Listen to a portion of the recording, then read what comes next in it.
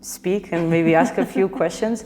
My intention, how I usually set it, and I never tell anybody. So you're the first person I'm going to tell the intention, because when the camera is recording, and I have an intention, but I never tell anybody. But my intention with this conversation is leaving here with a bigger consciousness of what constitutes experience, and how can I, Elle, be a better experiencer, which I think is what this institute really focuses on. So if we could start with that, I would love that. Well, first of all, in the spiritual understanding of the Brahma Kumaris, is that we are all experiencers. The soul is an invisible experiencer. And the main characteristic of consciousness is the ability to experience. Oh, beautiful. No matter, the chair doesn't have that ability to experience. That is what distinguishes the living, conscient being from matter. So the living being, the soul, is an invisible experiencer. But depending on your perspective, depending upon your understanding of the big picture of life and existence, you will experience accordingly. If you have a very narrow, limited perspective, your experiences will be accordingly. If you have a broad and bigger perspective, if your understandings include the divine, then you will have different types of experiences. So when you say experience, is the being, or my being, or my consciousness, or even to put it even more simple, my mind, being aware that I am breathing, being aware that I am present, being aware that I am touching, or... Those are physical experiences. Okay. Touching, breathing, seeing. But there are also non-physical experiences. For example, the feeling of love is an internal feeling, or the feeling of joy or happiness doesn't have to be connected with sense experiences. So there is almost like a non-physical part to experience. Many of us, we experience through the senses. But meditation is creating an inner experience in the mind of peace, regardless of what you see or hear or taste or touch. So that is like an inner experience. But both are experienced by the experiencer, the being of consciousness, the soul. Okay, and so let's just say this chair right now. Yeah. Is this chair, if I'm experiencing joy, can I transmit my experience and joy to the chair? Or is it matter will never experience those sort of feelings? Well, there of course, plants are living energy, but there is not an experiencer there. So plants, Animals? Animals are experiencers. Oh, they do have, they are, okay, yeah. Animals, the animals want to be peaceful, they want to be safe, they are hungry, they love you or they don't. Animals have that potential to experience those more refined feelings also. Plants, there is just life force and it grows. But the atmosphere also influences plants, for example. But the matter itself, not. Okay, so almost like what I'm like hearing. The wall or cement or concrete, not. And according to the Institute, are these things, because my meditation, I don't know if you've heard, I learn a lot from Dr. Joe Dispenza, that, I don't know if you've heard that he basically talks about that reality and about the unified field, and that a lot of what we see is constructed by the experiencer and by our mind. And so I wonder how matter connects to the experiencer. Yeah. Maybe we should go to the board. Yes. It will help to clarify and simplify things also. If you are okay Yeah, with of that. course. Are you okay with that? Yeah, I'm okay with that. Let me bring this one here really quick. Actually, I'm going to put this here. Also, if you ever want to participate, feel free, okay? Of course, and ask anything. Actually, I'm going to move this just to, let me see. Oh, no, to the other side, so that we can have the, okay, perfect. This. So, to simplify things, because if we simplify things, it helps us also to get into an experience more easily. If things are simple, clear, understandable. So, the understanding is that there is a physical dimension, a visible, tangible physical dimension, and there is a non-physical dimension, an invisible dimension to life. And simplified, this is, what is it? I don't know what the word now is. Exemplified is not the right word. Manifested in the word human being. Human is the physical part, and the being is the invisible part of consciousness that is symbolized by light.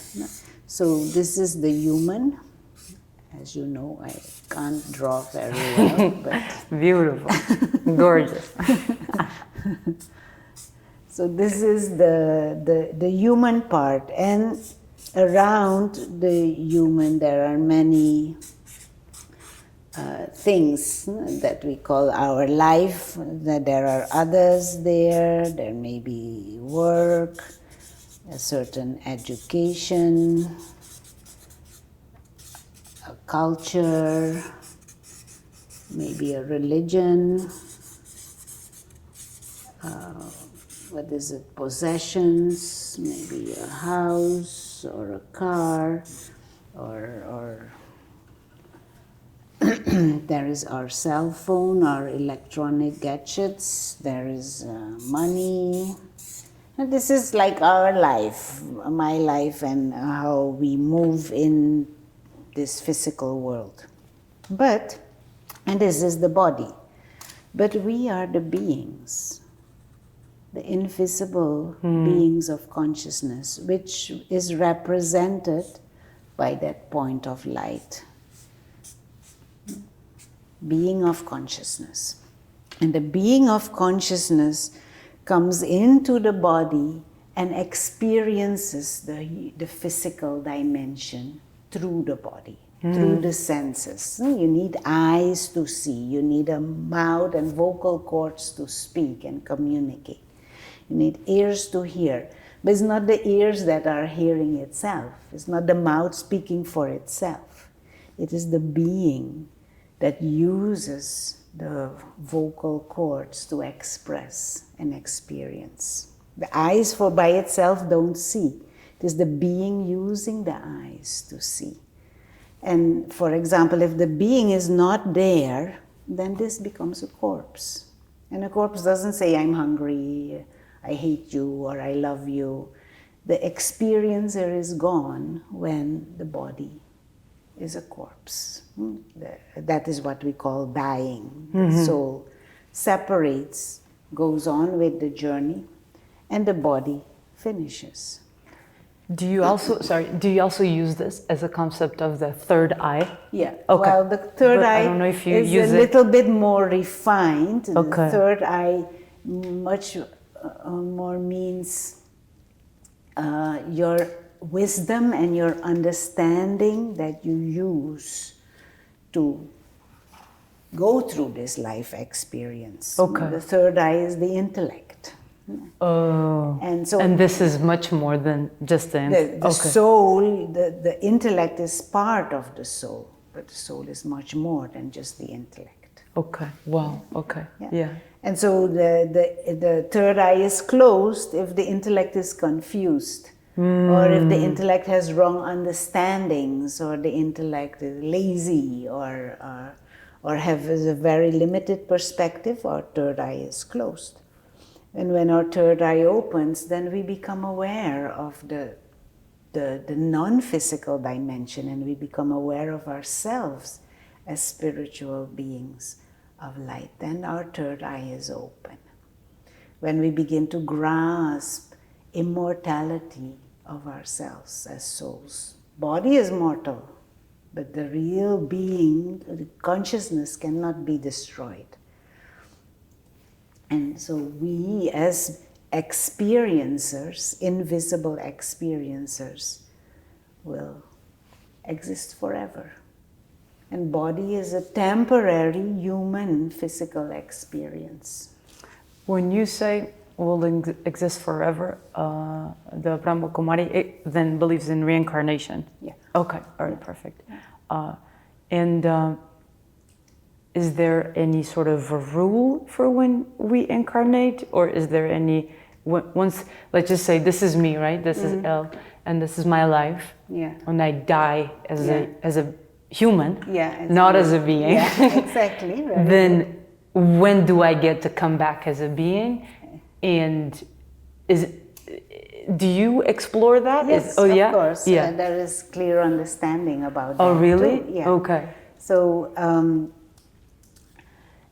within the soul, there is the intellect, which is our understanding, our perspective on life, our discerning power, our wisdom with which we live, play the game of human life, but also the wisdom that we hold of what is beyond this. The intellect holds that clarity and that wisdom. And if we lose that clarity, the intellect is as if shut down, third eye closes. So the intellect is that power to discern based on the wisdom it holds. But then there's also the mind, which is another faculty of consciousness. And the mind is that faculty that produces thoughts. Any thoughts, it is warm here, I like the lighting, the flowers are nice, Elle is so nice, and we are in New York. Any thought that comes is the product of the mind. But it is the intellect that can guide those thoughts. If the intellect has wisdom and power, the intellect has no wisdom and power, we are as if carried away by our thoughts. But our thoughts in the mind also leads to certain feelings. If the whole day you have stressful thoughts, you will feel stressed and exhausted. So feelings also come in the mind. And attitude also comes in the mind. And certain vibrations that we radiate out, it is created in the mind. But whatever we think and whatever the intellect decides can lead to certain actions and certain thought patterns. And that gets stored in what we call sanskars, the subconscious mind, in the form of tendencies, inclinations, habits. And those habits, tendencies, inclinations, sanskars, they can be virtuous, they can be based on wisdom, they can also be based on negativity and destructive tendencies. And the understanding in the Brahma Kumaris is that it is the sanskars, the impressions that we carry, the tendencies that we hold, they decide where the soul incarnates next.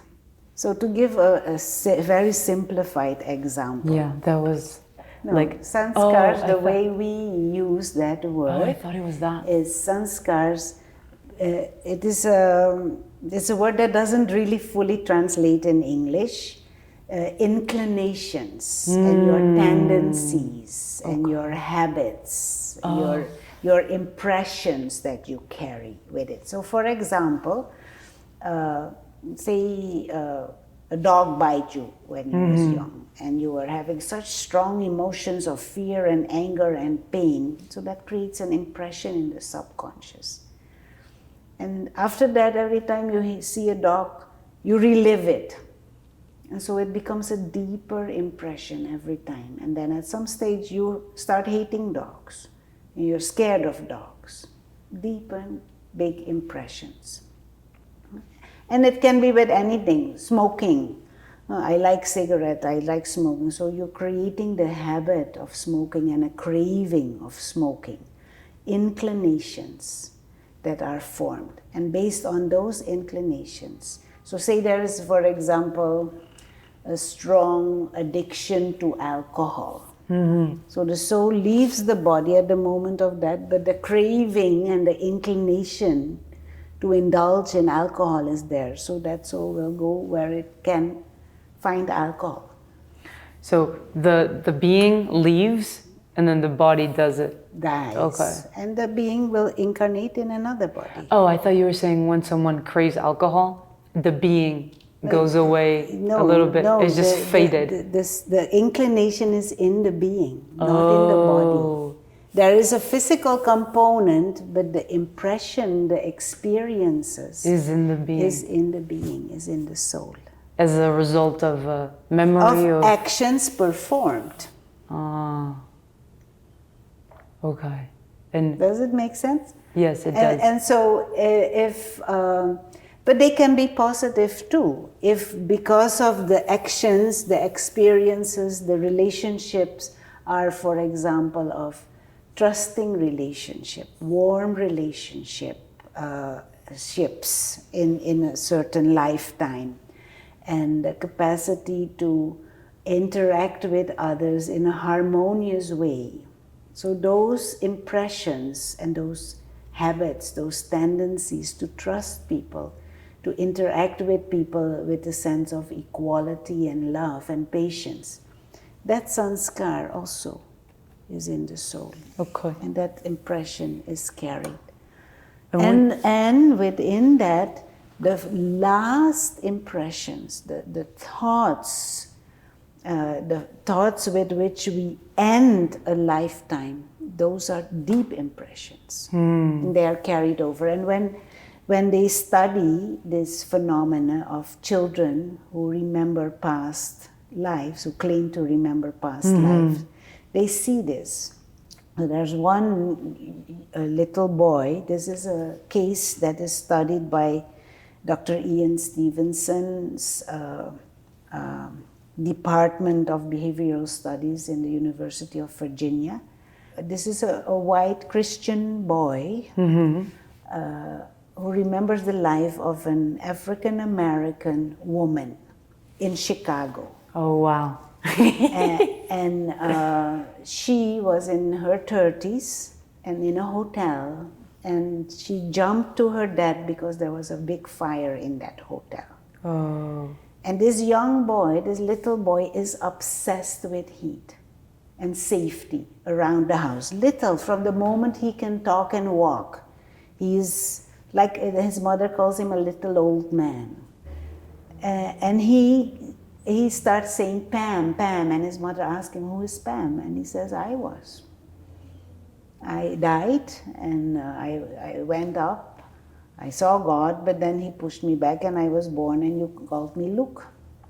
The lesson from this particular instance is, you can imagine someone jumping to their death in a fire. What goes on in their mind, in their consciousness. So and this little boy obsessed with fire and heat and safety around a suburban Cincinnati home. That is where he was born and grew up, like a little old man. So these impressions, in the understandings of Raj Yoga, of the Brahma Kumaris, the impressions that soul had in the past life of fire and heat and safety and jumping to that, he carries that into the next life. And as a little boy, he has those tendencies. Okay. And do you guys talk about like how much time between that life and this life, or what made him? Yeah. And is that in this model? the reincarnation is almost immediately, the rebirth. Okay. Because the soul has the impressions of human life and wants to experience that again. So the moment it leaves, depending on the sanskars, the impressions, the inclinations, the tendencies, the accounts also, the karmic accounts, that soul will almost immediately go into the next womb. Wow. When the mother feels quickening, then we say even, oh, there is life now. Oh, this is life. Oh. That is So that can usually between 3 and 5 months. 5 months. Okay. That's So the time when the soul. I have heard that when you see that light dying, sort of the people who have like experienced death and have gone back, is it could be either your portal to your next life or to your past life. So it's almost like you don't really linger anywhere because because I have also heard some people believe in that. There are exceptional cases, there are exceptions, but in general it is natural for the soul to leave one body and move into the next. Or at the end of our journey, we go back to what we call the home, the soul world, the dimension beyond, and where we stay in peace and just as beings of light. So the being of consciousness, the soul, has the mind, what I had said, produces thoughts and images in our mind, creates feelings, attitudes, vibrations. This was the one that you said that does, it's cold in New York, I like this room, this is it? Yeah. Okay, all right. Just the mind is constantly, things pop up in your mind in the forms of thoughts or images. Okay. And then there is the intellect. And the intellect is like the, the one who can guide the mind. So thought comes, oh, I want chocolate. And the intellect says, that's not so. Okay. So mind, I want chocolate, is the mind. Yeah. Okay. I want chocolate, or you see chocolate and you want to eat it, and you start thinking about it, or you remember from previous mind. Okay. And the intellect says, this is not so good. You already had chocolate today. You don't need any more. So the intellect as if discerns or guides the thoughts. Okay. Decide whether this thought should be put into an action or not, or whether this thought should continue on that same topic, or whether we should shift thoughts. And so dependent on the strength of the intellect and the wisdom of the intellect, the mind functions. If the intellect has no wisdom, no clarity, confusion, ignorance, then the mind will just go all over the place without a rein, without something to steer it. Okay.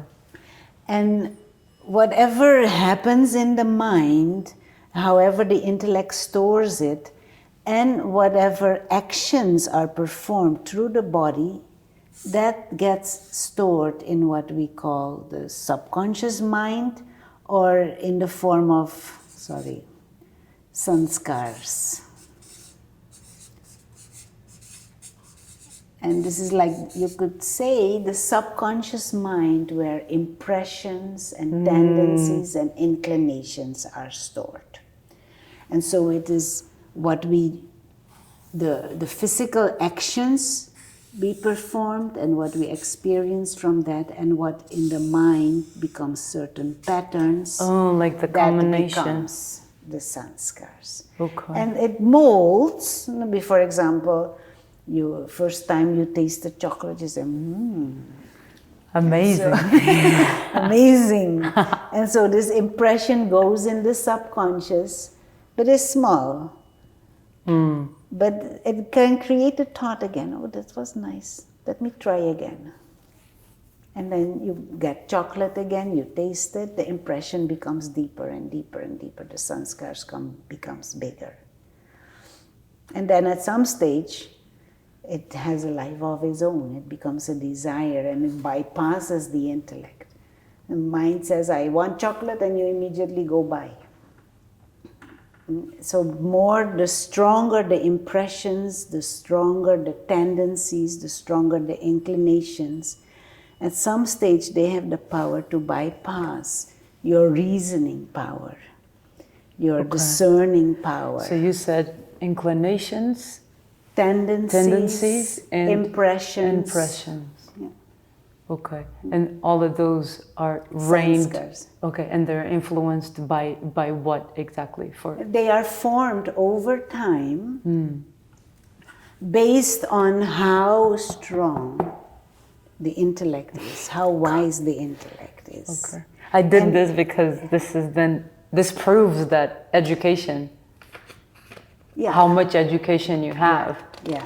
Literally can. Yeah, dictates. But it doesn't necessarily mean our worldly education. Oh. We also have spiritual education, and I feel that is what is missing these days. Not necessarily. So, because to clarify, sometimes intellect comes with intellectuality. Yeah, and right? that is not the same. That is not okay. You can also say the common sense. Common sense. Yeah. Oof. The wisdom with which you live your life. So people can be uneducated but have common sense and a strong intellect. And people who are highly educated can sometimes have no common sense. So what does this depend on? Okay, we're gonna go. To clarify a bit more in a scheme, this is like the map of consciousness, you could say. So there is I like that. The map of consciousness. Experiencer, which is the soul, the being of life. Can you see? Yes. And the soul. And then there are these 3 areas, not the mind, which main function is thought and feelings, and of course attitude and vibrations, and then the intellect. Intellect is your discerning power.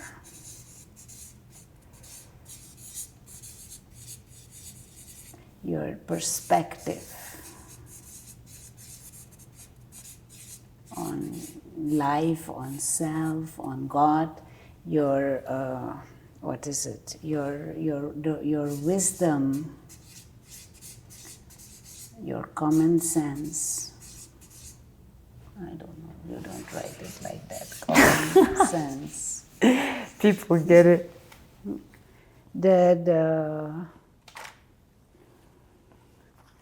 The power to analyze,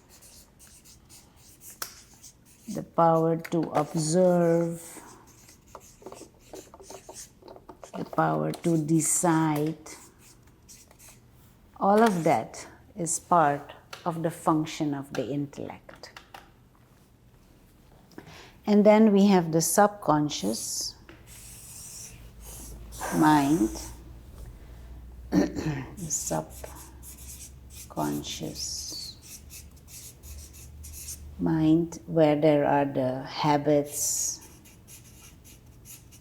the tendencies, the inclinations,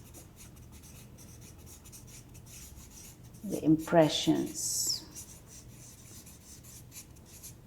And then there is the body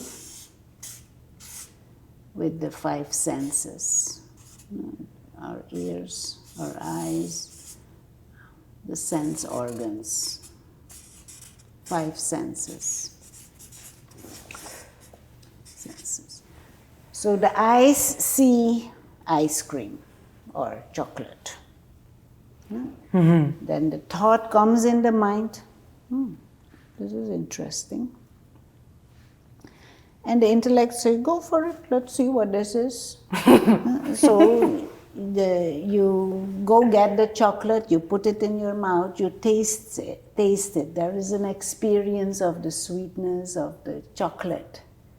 and it creates an impression in the subconscious. Chocolate, very nice.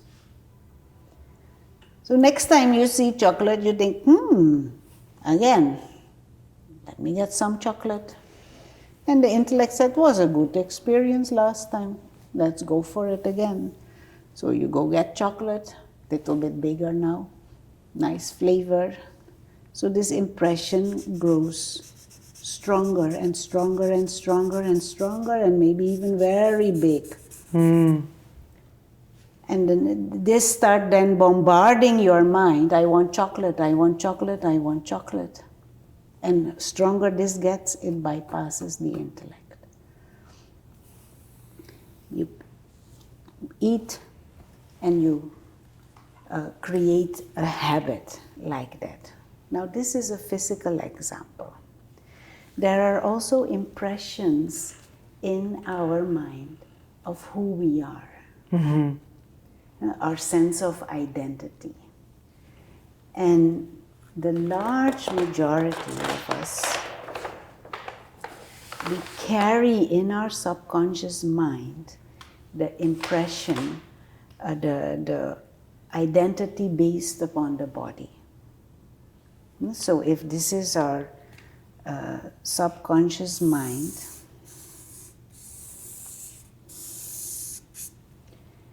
the large majority of humanity, we see ourselves as physical beings, and our identity is based upon the body.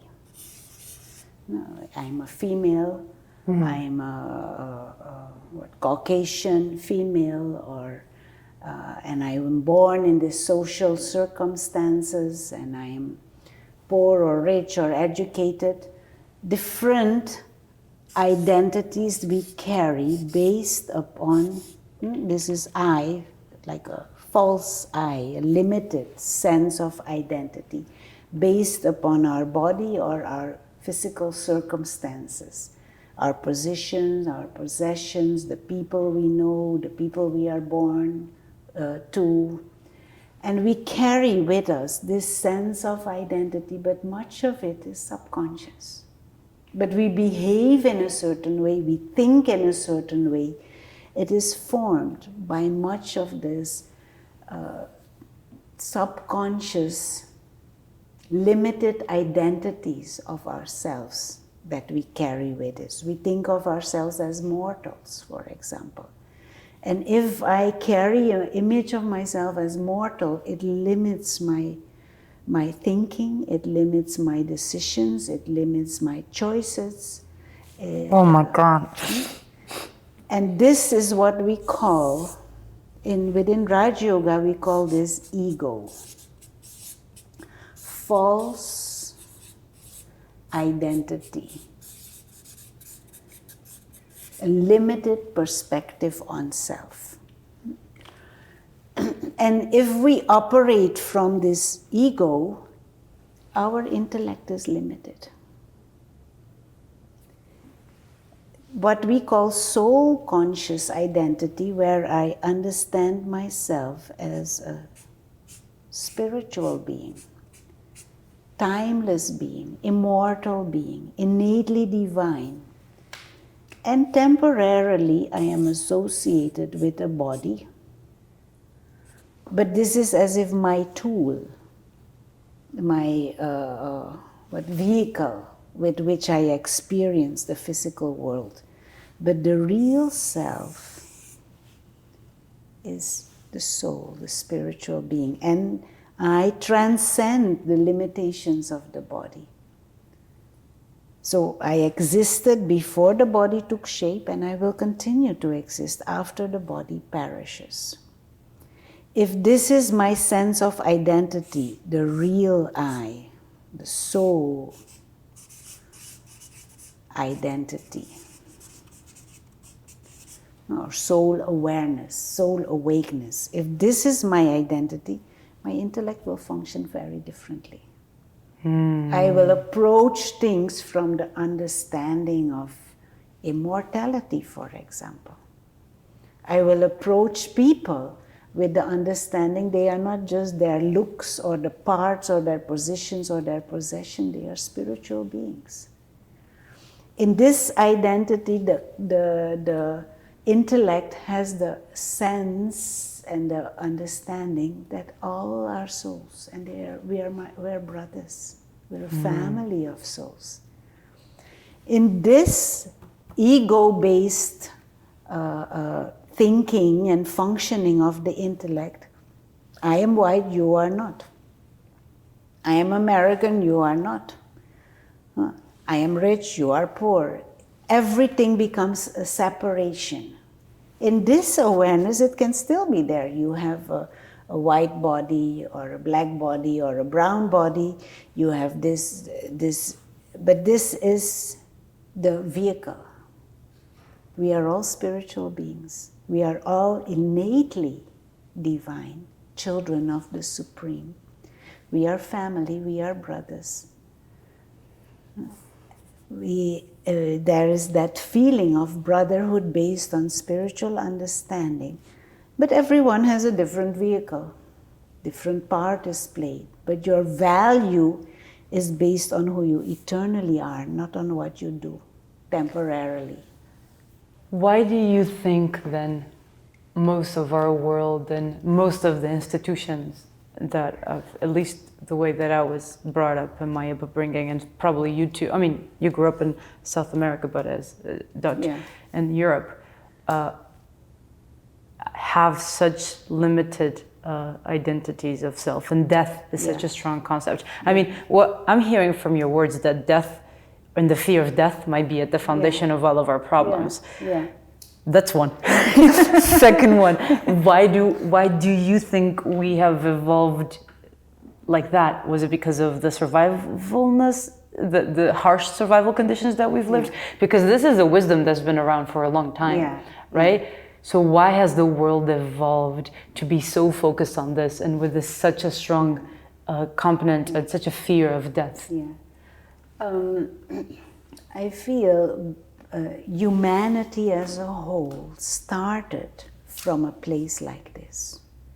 There was a time when we were all soul awake, soul aware. On Earth? On Earth. Really? Yeah. What?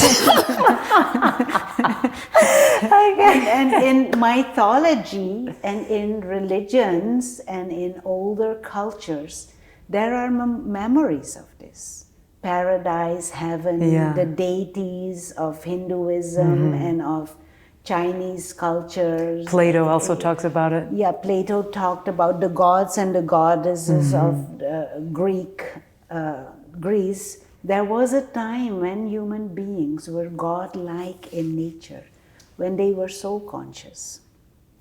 But over time, we as if got so much exposure to the physical world, to body and to bodily sensation, that the physical and the visible world became big in our mind.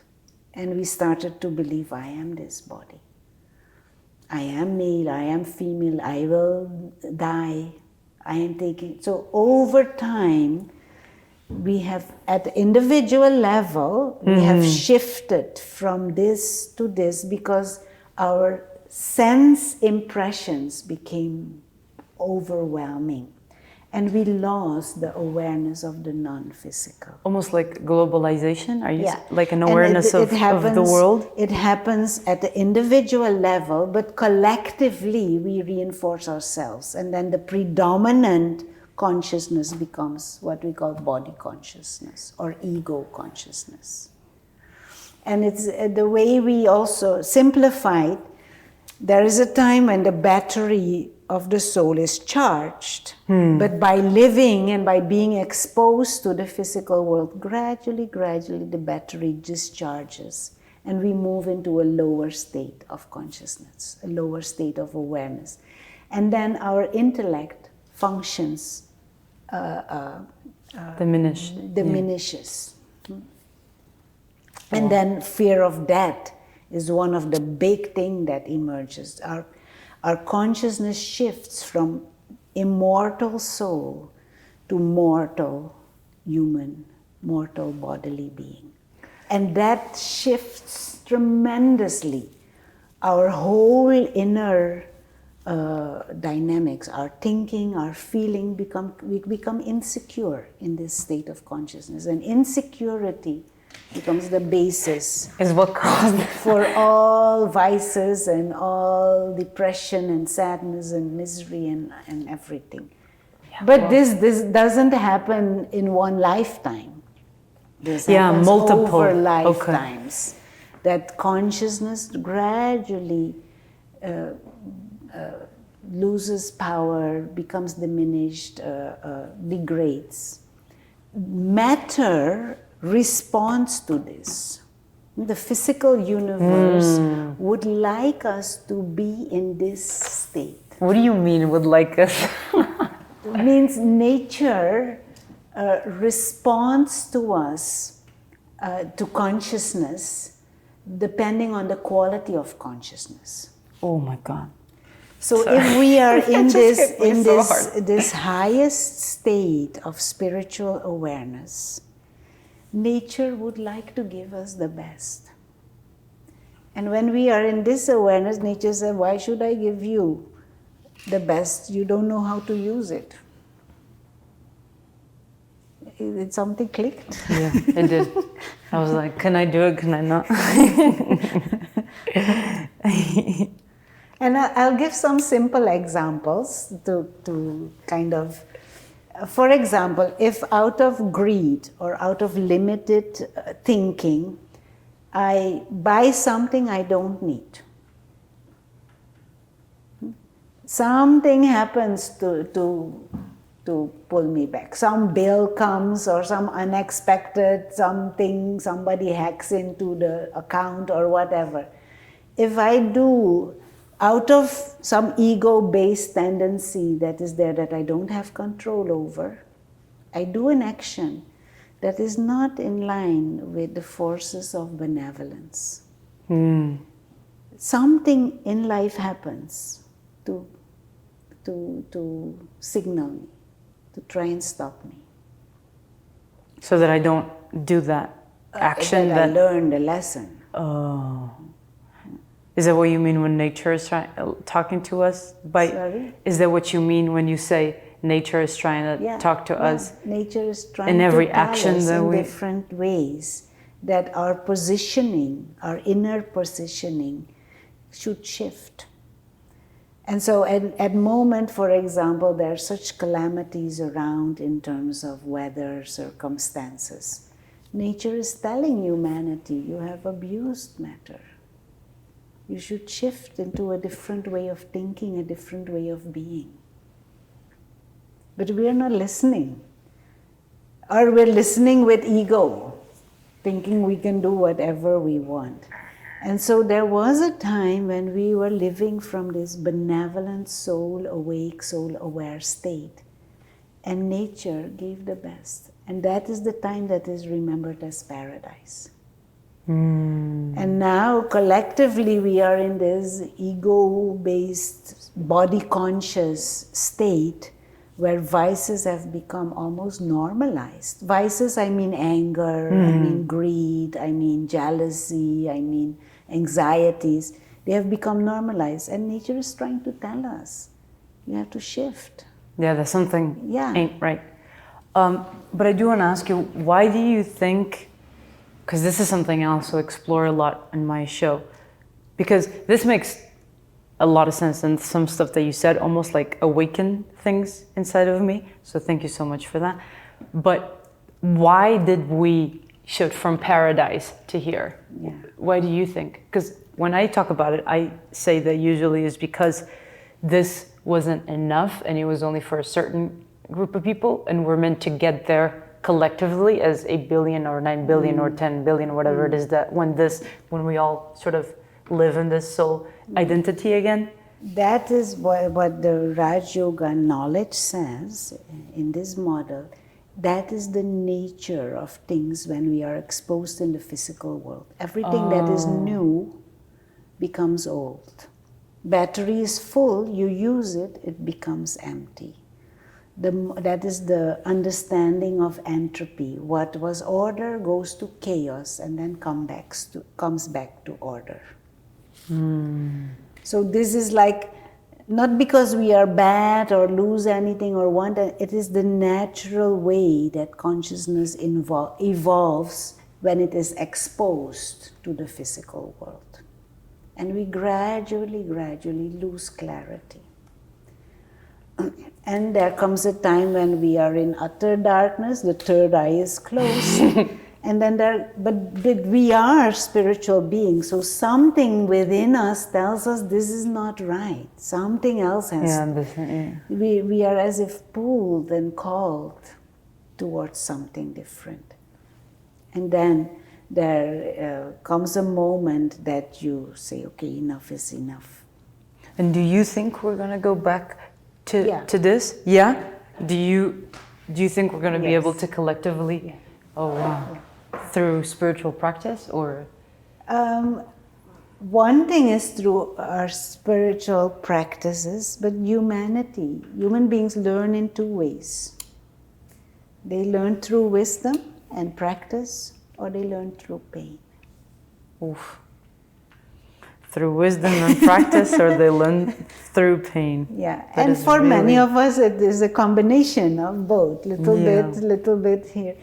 And so the physical universe responding to our lower state of consciousness, those signals will become stronger and stronger and stronger. And we already see it now. For example, physical illness is a manifestation that our relationship with the body, with matter, is not right. And we are using the body for things that it wasn't made for originally. And so, but the physical illnesses become stronger and stronger and stronger. We don't listen. What do you mean we're using for things that were not meant? We're using the body for the vices, for example, for greed, for lust, for anger, for indulgence, for arrogance and ego. Those are not the actions and the emotions that creates the best physiological system for the body. When we're in a soul-aware state, there is natural peace, natural love, natural purity, natural joy.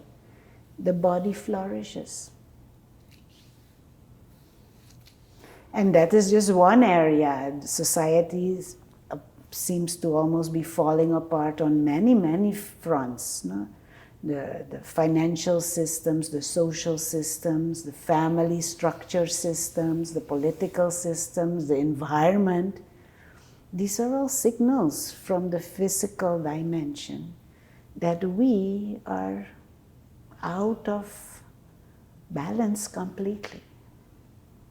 And it's trying to signal us, correct your inner posture. Come back to soul awareness. And those signals will become stronger. And meditation is one way of doing it. Yeah. Are there coming back here. Are there any other ways if people can't, if meditating is hard for them, well, for example? It is not just meditation, it is there are other ways. well, it is the attaining of spiritual awareness, which can come through spiritual studies also. You become more conscious of these things and you start practicing and acting accordingly. And this is why the word meditation, truly deeply within the Brahma Kumaris, we do not use the word meditation that much. We use the word remembrance much more. Oh, I love that. Remember who you truly are. Remember where you came from, that non-physical dimension. Remember that you belong to the Supreme Parent, the Supreme Soul, who holds that soul awareness and that soul awake state, always. And so for us to reconnect, to build again that relationship with the Supreme, to awaken again that soul conscious state within ourselves.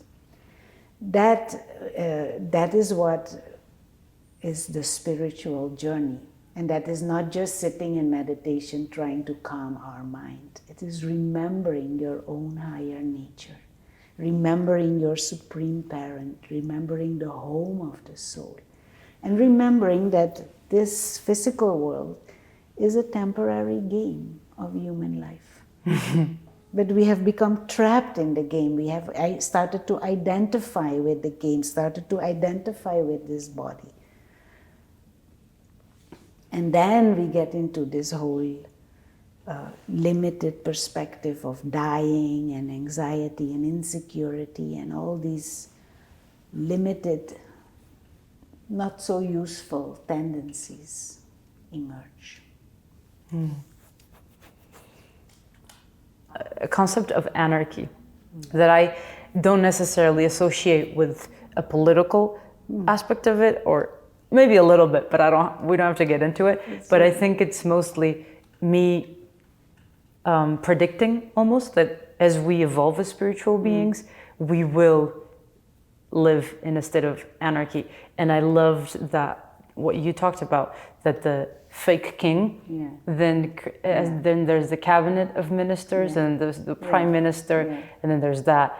And what I saw from that is that we can, if that is worked on, we don't really need, those are just what we have to do, they're external projections of what's going on. We don't need a president if you are your own president. So could you go a little bit into that if you want? If not, so the soul is the king, and this is the kingdom.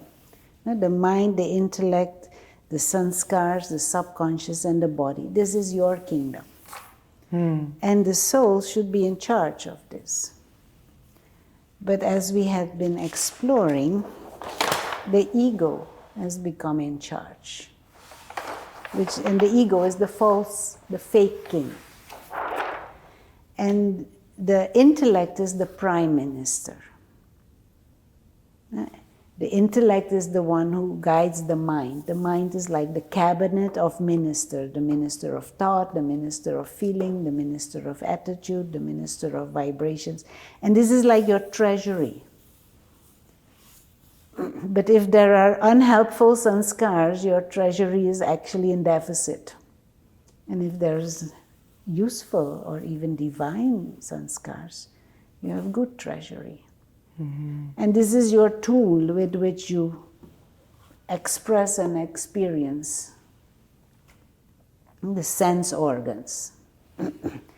And so what happens is the intellect becomes compromised, consciousness diminishes, and the ego takes birth, these false identities in the subconscious.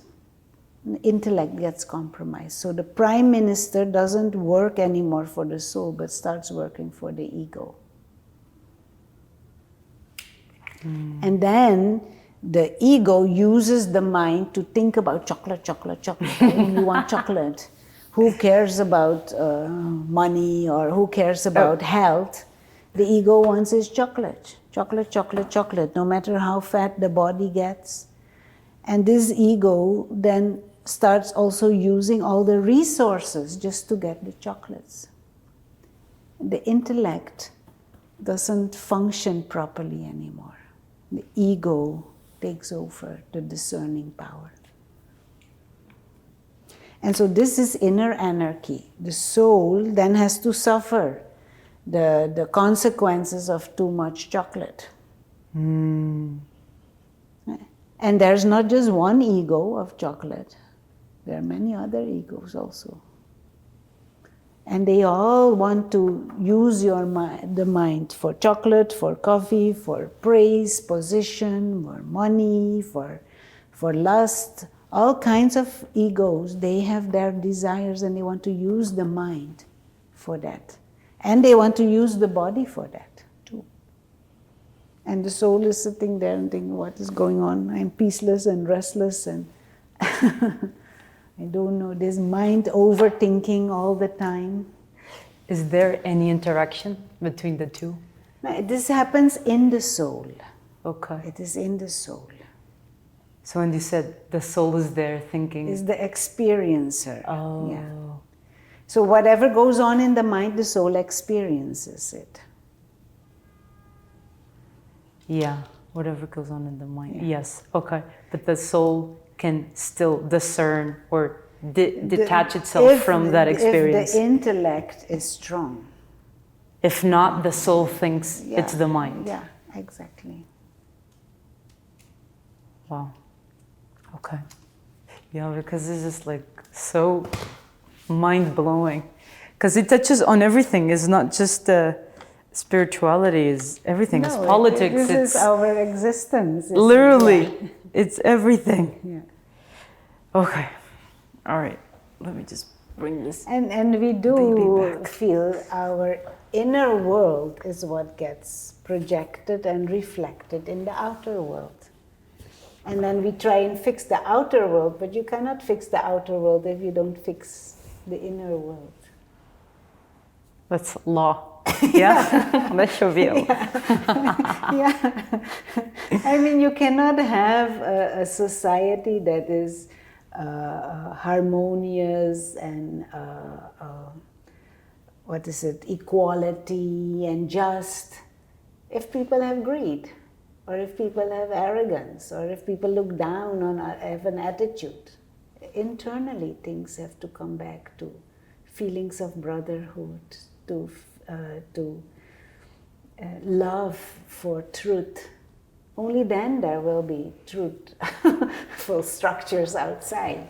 I also think, because I think about this a lot, I wonder if all of this greed and arrogance does, and also you helped me realize this and articulate this, it comes from a lack of security, right? And I wonder how we can make it, I know it's also probably what happened in the womb, what happened in your childhood, but why are we so, that insecurity that you talk about? Because those are just consequences of insecurity, right? Yeah. So what can we do? Insecurity comes from lack of bigger perspective. Insecurity comes from not understanding ourselves as immortal, spiritual beings of consciousness. Immortality and clarity are key ingredients to feel secure. And so more consciousness as if becomes limited, more our intellect becomes limited, we will be more and more insecure. And the fear of that is such a basic, not a basic, but such a limiting experience. It infuses almost all the decision human beings take. And yet that is inevitable for the body. And we don't have an understanding that we are not the body. Our society at present has no concept of existence beyond body. And that is why we are innately trapped in this limited thinking and feeling and insecurity. Because nobody wants to die, but that is in essence because nobody really truly dies, the soul. Wow. That hit me. Well, I should have not done that, but that hit me like here in my heart. And so through our meditation practices, through remembrance, we can begin to taste and touch and experience again that timeless state and the timeless nature of the true self. And that lifts us more and more beyond those limited, insecure thoughts and feelings. Beautiful. I also think we are so afraid to die because we haven't really learned how to grieve, right? And the tools and the mechanisms of grieving have been so almost like institutionalized that grieving in a certain way is bad, or grieving in this way is what's correct. And I think that also not only limits experience, but also probably limits everything else. And I wonder, what could we do to make grief be experienced differently, right? And because, And maybe explore a possibility of a mind that doesn't need grief in certain circumstances. Oh, wow, that's beautiful. So you think as in death happens and we automatically, okay, all right, let's go.